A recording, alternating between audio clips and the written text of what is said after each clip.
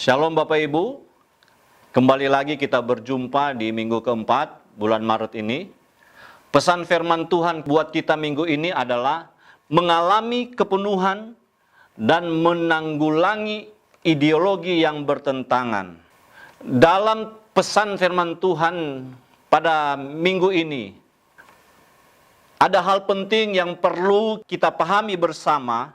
Ada hal penting yang perlu kita mengerti bersama, dan terlebih bukan hanya kita memahami, tetapi juga kita mengalami apa yang disebut dengan kepenuhan Kristus, kepenuhan otoritas Kristus, supaya kita mampu dibekali untuk bisa menanggulangi atau menolak berbagai ajaran yang sesat, atau sesuai dengan tema ini, kita bisa menanggulangi ideologi-ideologi yang bertentangan dengan kebenaran firman Tuhan. Kenapa ini penting? Hal ini bertujuan supaya kita bisa memperoleh kemerdekaan dari kuasa duniawi. Hal ini untuk membuat kita bisa berdiri kokoh di tengah ajaran-ajaran yang palsu yang banyak beredar sekarang ini. Dan terlebih lagi, ini bisa membuat kita hidup dalam identitas baru, di mana kita bisa berbuah di dalam manusia baru sebagaimana pesan di minggu-minggu yang lalu. Karena manusia baru kita hanya bisa muncul ketika kita bisa menanggalkan kemanusiaan atau manusia lama kita. Hal ini berarti bahwa kepenuhan keilahian Kristus harus menjadi kepenuhan di dalam kehidupan kita. Dan ini penting buat kita dalam kita memberi respon. Dan hal pertama dari respon yang perlu kita lakukan adalah kita menanggalkan hidup lama.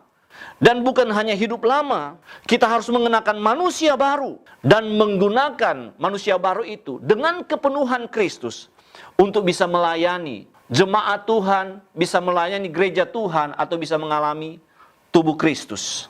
Dalam pesan firman Tuhan ini ada 3 hal penting, ada 3 langkah penting yang perlu kita perhatikan. Yang pertama, kita harus mampu menghadapi ancaman dan mempertahankan kepenuhan Kristus.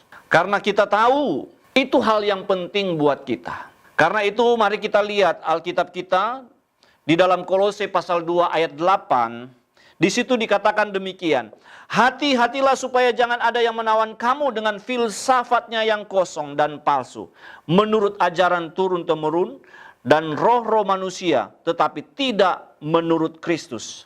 Ayat 9, sebab dalam dia berdiam secara jasmania seluruh kepenuhan kealahan. Dan ayat 10, dan kamu telah dipenuhi dalam dia. Dialah kepala semua pemerintah dan penguasa. Jadi di sini kita diingatkan, ketika kita mengalami kepenuhan Kristus dalam hidup kita, kita dimampukan untuk menghadapi ancaman. Dan bukan hanya kita dimampukan untuk menghadapi ancaman, tetapi di dalam perjalanan kehidupan kita, kita sanggup menjaga kepenuhan Kristus yang sudah ada di dalam diri kita, itu tetap stabil dan tetap terjaga dengan baik. Bagaimana yang perlu kita kerjakan? Makanya penting bagi kita harus melindungi kemerdekaan rohani kita. Alkitab berkata, jangan kita ditawan. Jangan biarkan diri kita ditawan oleh filsafat yang kosong dan palsu menurut ajaran manusia. Atau kadangkala di zaman modern ini, jangan lagi kita ditawan oleh tahyul atau dongeng-dongeng dunia ini. Karena segala filsafat, segala ajaran yang kadangkala sudah menjadi sesuatu yang bersifat ideologis, itu hanya berusaha untuk merampas fokus kita dari Kristus sebagai kepala dan membawa kita kembali ke dalam perbudakan yang palsu di dunia ini. Makanya penting bagi kita untuk bisa menghadapi ancaman dan mempertahankan kepenuhan Kristus di dalam hidup kita. Dan hal penting adalah kita harus selalu menguji iman kita dengan kebenaran Kristus. Jangan pernah menerima ajaran baru tanpa pengujian. Iman harus dimurnikan agar tidak dicemari oleh elemen-elemen yang mengalihkan fokus kita dari Yesus. Kita harus tegaskan kembali bahwa Kristus dan bukan tradisi manusia adalah satu-satunya sumber otoritas buat kita sebagai orang yang percaya. Berbagai budaya, berbagai tradisi, kita tidak juga anti terhadapnya. Tetapi yang kita cegah adalah berbagai budaya, berbagai tradisi yang bertentangan dengan kebenaran. Hal itu yang perlu kita tolak. Itulah ancaman nyata buat pertumbuhan kita. Dan ketika kita menolak, kita perlu melakukan tanpa kompromi. Karena kalau kita berkompromi itu merusak kehidupan kita. Jadi sebagai orang percaya kita perlu berdiri tegak di dalam kemurnian kebenaran Injil yang kita puja. Dalam kemurnian firman Tuhan yang kita percayai. Kita harus berdiri tegak. Dan hal itu membuat kita harus waspada terhadap godaan yang mencampur adukan iman kita dengan kebijaksanaan duniawi. Kompromi yang kita izinkan itu akan membawa dampak buruk buat hidup kita. Itu akan mengurangi kepenuhan Kristus. Bahkan melemahkan kita. Melemahkan kuasanya dalam kehidupan kita di dunia ini. Jadi penting buat kita untuk hidup dengan baik. Untuk selalu berkomitmen dan tidak kompromi dengan hal-hal yang merusak. Langkah yang kedua yang perlu kita lakukan. Kita harus menyadari realitas kepenuhan di dalam Kristus. Ayat 9 dan 10 menyatakan sebab dalam Dia berdiam secara jasmani seluruh kepenuhan kealahan. Dan kamu telah dipenuhi di dalam Dia. Dialah kepala semua pemerintah dan penguasa. Hal ini mengajak kita untuk berhenti mencari kepenuhan di luar Kristus.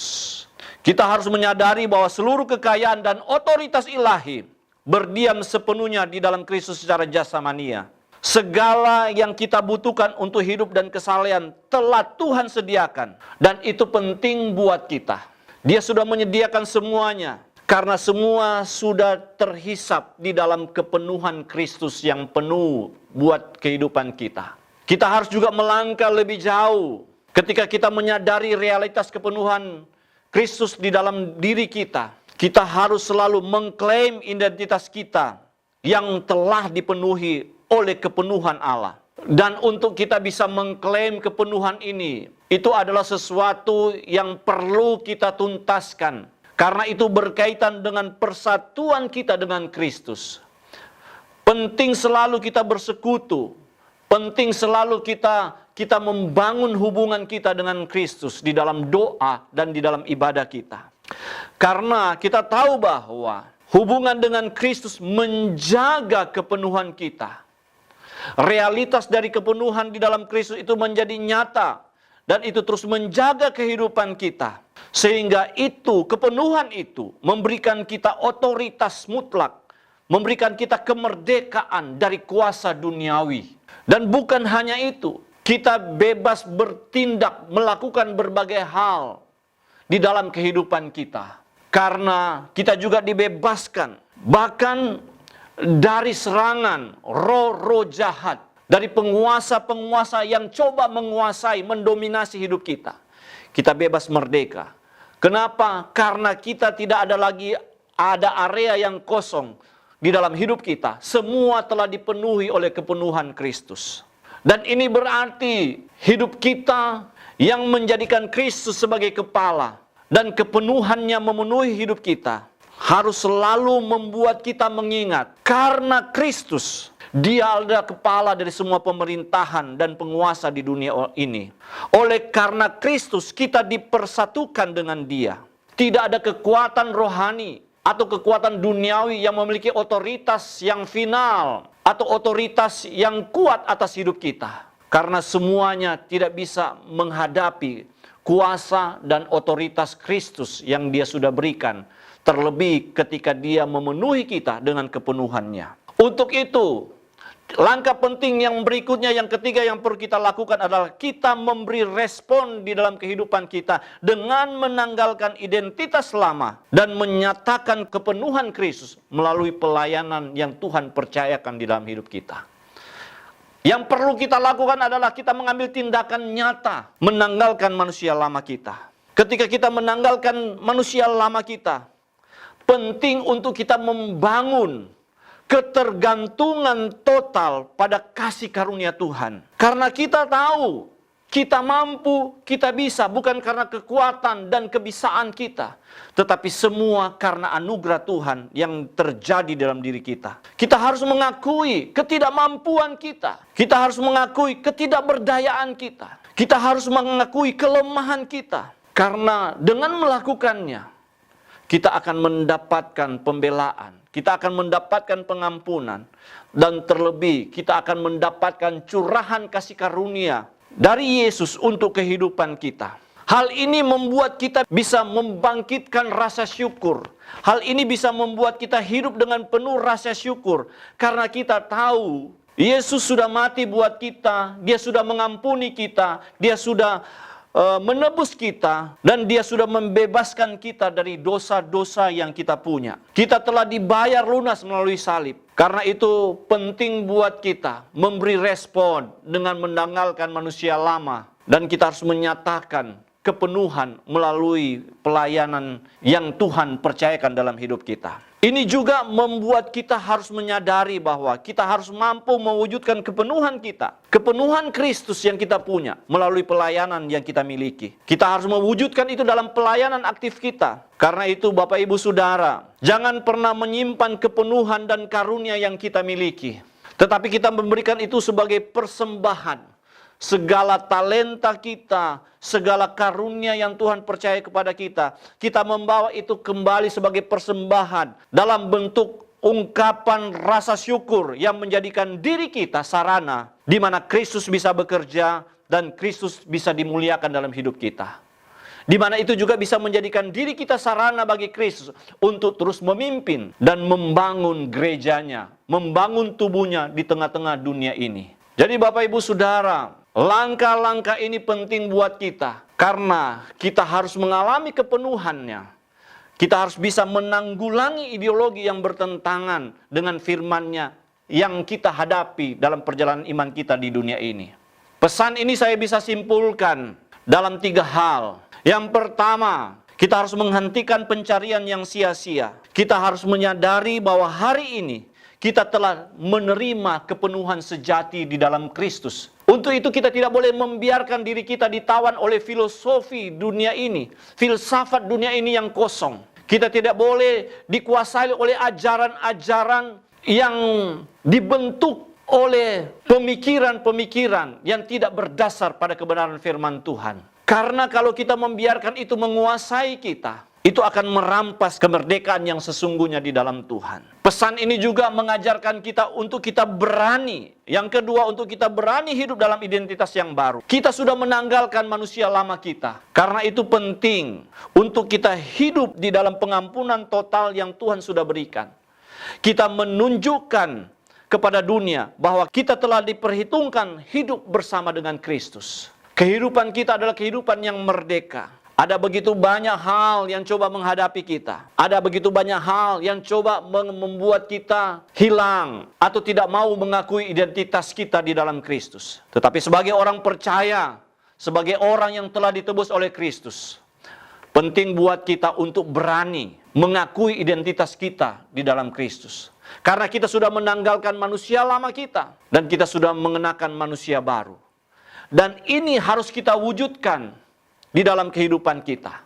Mengenakan manusia baru bukan hanya sekedar sebuah pernyataan yang kosong. Tetapi itu untuk mewujudkan bahwa, untuk menyatakan bahwa kita sudah dipenuhi dengan seluruh kepenuhan Kristus. Dan kepenuhan itu harus kita manifestasikan. Harus kita tunjukkan, harus kita wujudkan di dalam pelayanan yang kita miliki. Sehingga pelayanan kita bukan hanya sekedar kegiatan atau aktivitas rohani, tetapi sebagai sebuah bentuk ungkapan rasa syukur kita kepada Tuhan. Kita mempersembahkan talenta dan karunia kita kembali kepada Tuhan. Dan itu membuat kita menjadi alat, menjadi sarana yang aktif bagi Kristus untuk Dia pakai membangun gerejanya di dunia ini. Sehingga kita bisa kuat, kita bisa mampu, dan kita bisa memuliakannya di dalam kehidupan kita setiap hari. Puji Tuhan, demikian pesan Tuhan untuk minggu ini. Tuhan Yesus memberkati kita semua. Haleluya. Amin.